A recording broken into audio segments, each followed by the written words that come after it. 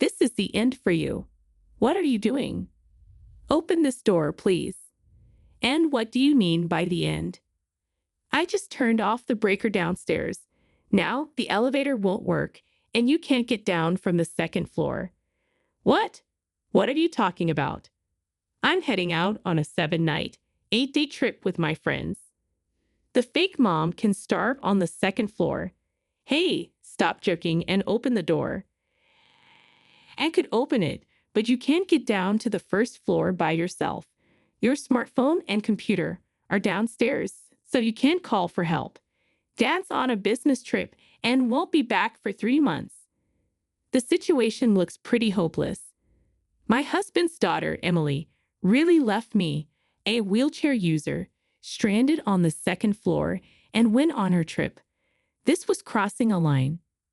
A week later, when Emily returned home, she felt something was off as she climbed the stairs. Why are you looking so chipper?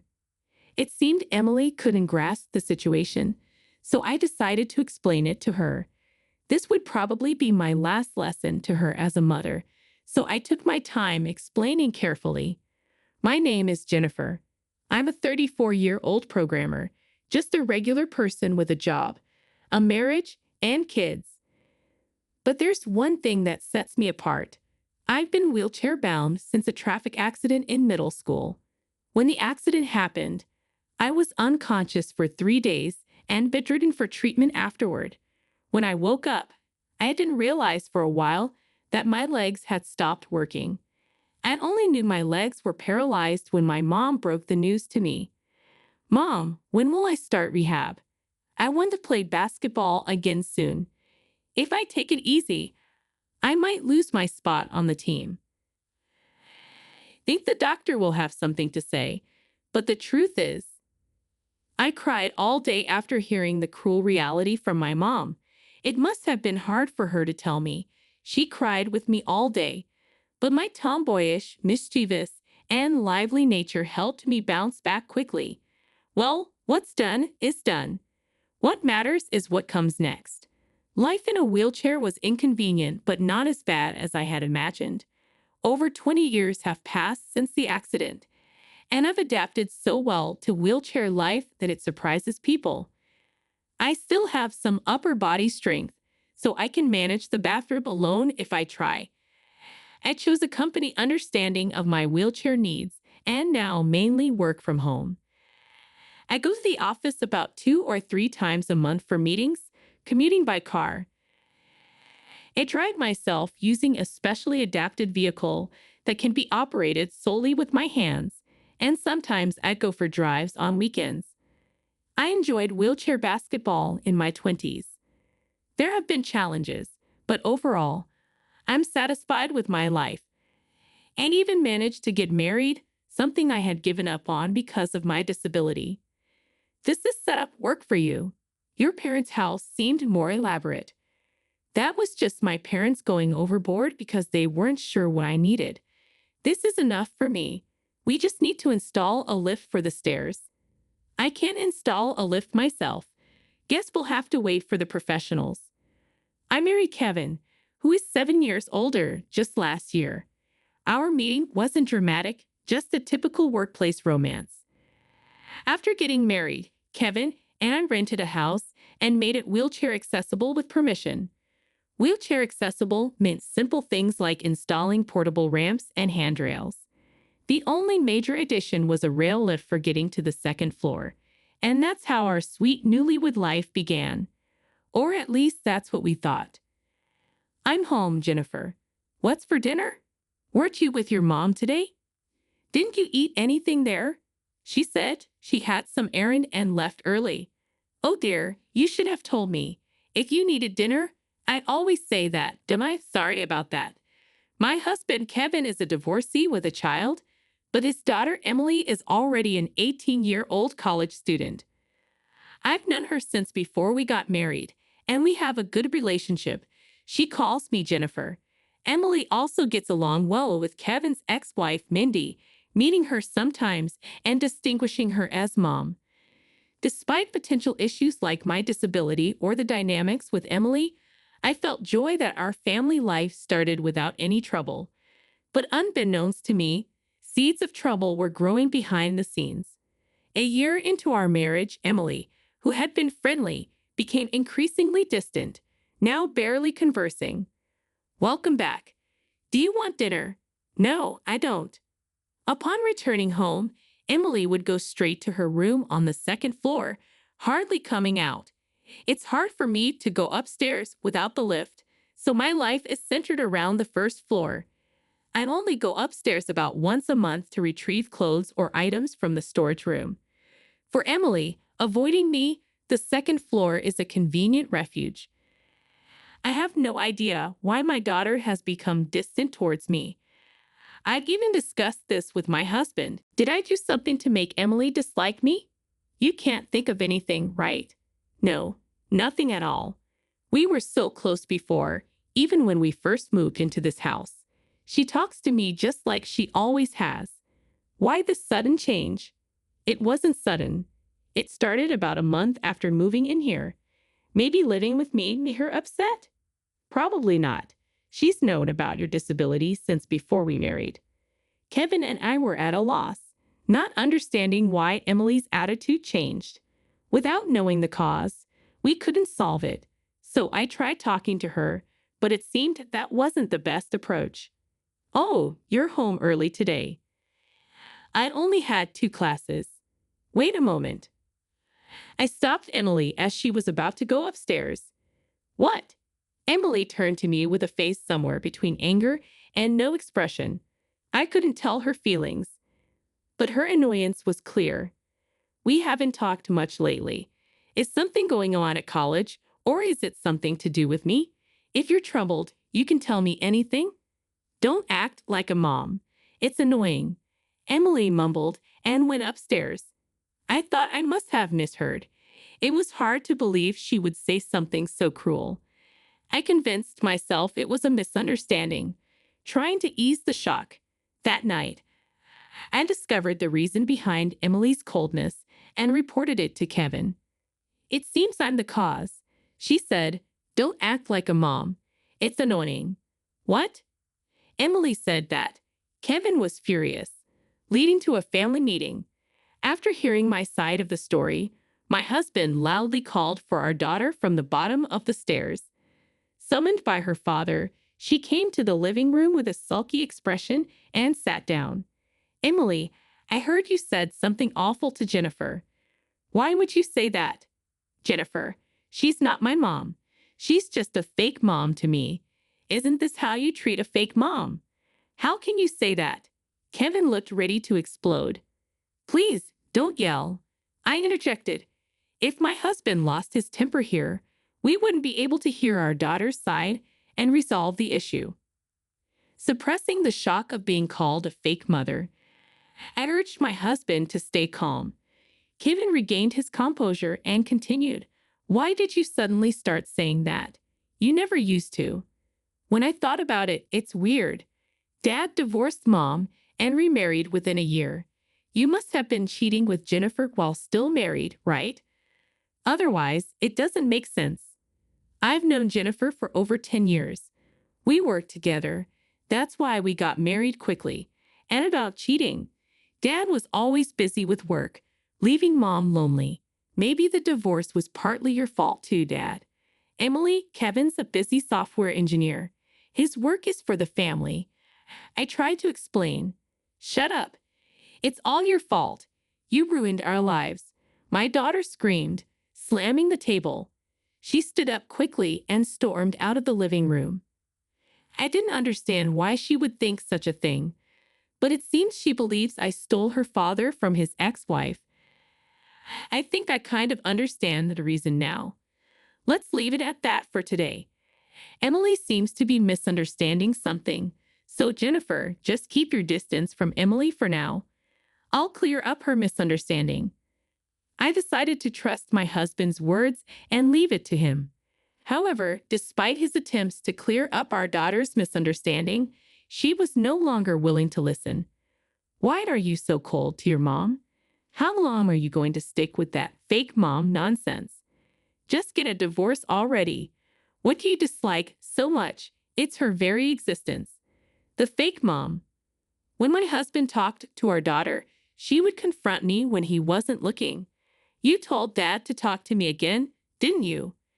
Don't get too comfortable just because you have him on your side.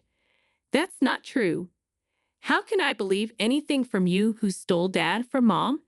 My daughter kicked the laundry I had folded. With my mobility issues, it was a struggle to pick up the clothes that were kicked out of my reach. Knowing this, she deliberately kicked the pile from the bottom to make the clothes fly further. Watching the scattered laundry, she seemed satisfied and went upstairs. While I picked up what I could reach, my husband would scold our daughter, who would then take it out on me. This pattern had become the routine. To resolve my daughter's misunderstanding, we needed to keep talking, so this cycle would likely continue. However, just when I was preparing to keep dealing with my daughter patiently, my husband's long business trip was unfortunately scheduled. I'm sorry to leave you two alone while this is still unresolved. It's work, so it can't be helped. Maybe the company thinks it's okay because I'm too tough. Maybe I should be the one apologizing to you. It's okay if resolving things with Emily gets pushed back 2 or 3 months. I sent my husband off with a smile, not wanting to worry him more than necessary. Honestly, I felt uneasy about being alone with my daughter for 3 months, but there hadn't been any physical violence, so I shouldn't be overly anxious. That's what I thought. But my daughter's behavior escalated quickly once my husband was out of the house. 3 days after he left for his business trip. Why is the picnic blanket here? Maybe Emily was using it, but she seemed to have left earlier. Decided it was okay to tidy up the picnic blanket and took it to the storage room upstairs. As I went upstairs, I heard the front door open. Is Emily back already? Curious about my daughter, but continuing to the storage room. Placed the picnic blanket inside. Suddenly, the door to the storage room slammed shut. This is the end for you. What are you doing? Open this door. It seemed I had fallen into my daughter's trap. She was holding the door from the outside, and I couldn't budge it from my wheelchair. However, the storage room door didn't have a lock. She couldn't keep holding it forever. So what did she mean by the end for me? Do you want me to open it? I'll open it soon. But first, just listen to me. I don't want to see your face, and you move surprisingly quickly for someone in a wheelchair. She locked me in the storage room to avoid any retaliation from me. Indeed, being physically trained in basketball, I can understand her caution. But apart from that, her decision wasn't very wise. Do you think I'm going to hit you? And what do you mean by the end? Just turned off the breaker downstairs. Now the elevator won't work, and you can't get down from the second floor. What? What are you talking about? I'm going on a 7-night, 8-day trip with my friends. So I'll help you in a week. Starve on the second floor. Fake mom. Hey, stop joking. Open the door. I can open it, but you can't get down to the first floor alone. Your smartphone and computer are downstairs, so you can't call for help. And Dad's on a business trip and won't be back for 3 months. The situation looks pretty hopeless. Why are you doing something so terrible? Because you stole Dad from Mom. Just get a divorce already. Then Mom can remarry Dad. She even broke up with her boyfriend thinking Dad would come back to her. If she knew about Mom's feelings, Kevin would never remarry Mindy. What do you know? Good luck surviving. The sound of hurried footsteps faded away. Emily must have run out of the house. When I opened the door of the storage room, no one was there. I stepped into the hallway and headed towards the stairs. Passing by Emily's room, I noticed a board about 8 inches high fixed at the bottom of her door. It was made so the door could be opened, but I couldn't enter the room in my wheelchair. Emily had found a clever way to trap me on the second floor while also maintaining her privacy. Reaching the stairs, I found a few pieces of bread and a bottle of water on the floor, likely a precaution to ensure I didn't starve to death. However, while I could drink tap water for hydration, the bread was clearly not enough for a week. Her intent to starve me seemed serious. This had crossed a line. I resolved to teach Emily and whoever orchestrated this situation a harsh lesson. A week later, Emily returned from her trip. I secretly observed her taking off her shoes at the entrance. Hiding at the back of the room, she stepped into the house and started looking around, sensing something different about the house today. The stair lift was on the first floor, and there were unusual shoes at the entrance. However, my daughter, seemingly oblivious, felt something was off but couldn't quite put her finger on it. As usual, she quickly went upstairs, unaware of the exact cause of her unease. I followed her, and halfway up the stairs, I heard her loud voice. "Why are you here?" "Shall I explain?" "What? How come you're looking so well?" Emily was surprised to see me peeking from the storage room and even more startled when I spoke from behind her. My daughter, in a state of constant surprise and confusion, widened her eyes and stared at me, desperately trying to make sense of the situation. "You're not starving at all." "Of course I'm not. You might have thought you trapped me on the second floor, but that wasn't really a trap." "But wasn't the stair lift supposed to be unusable?" "The lift is battery powered, so it works even when the breaker is off. It's a standard feature for power outage situations." Then, yes, right after you left for your trip, I went downstairs using the lift. Even if it hadn't worked, I could have asked for help from a window. As for the breaker, I usually use a stick to reset it, so no issues there. And thanks for the bread, by the way. It made a nice snack. Emily had grown cold towards me about a month after moving in. Because she reduced her interactions with me early on, she never fully understood the extent of my mobility limitations. Even after living together for a year, she didn't fully grasp how the stair lift worked. Right after she left for her trip, I went downstairs as usual and immediately called Kevin to report what had happened. When Emily learned that I wasn't starving, she quickly looked towards the storage room and pointed to a person sitting there in shock, shouting, "Why is Mom here? And why is she sitting like that? What are you up to?" "I'll explain that." My husband had been standing right next to the storage room door all this time, but Emily was too shocked by the sight of her mother and me to notice him. So she yelled out in surprise again, "Dad, why are you here? Aren't you on a business trip?" "Huh, it's not an overseas trip. It's Sunday, and I'm off work, so it's not strange for me to be home," he replied. Emily's naive question seemed to perplex my husband. At 19, and with only part-time job experience, she had assumed that a long-term business trip meant he couldn't come home often. However, his business trip was just a 3-hour drive away, and he planned to return home every 2 weeks. Today, a bit earlier than scheduled, he came back due to the situation with Emily. "I heard from your mother about the nonsense you've been up to in telling me to divorce.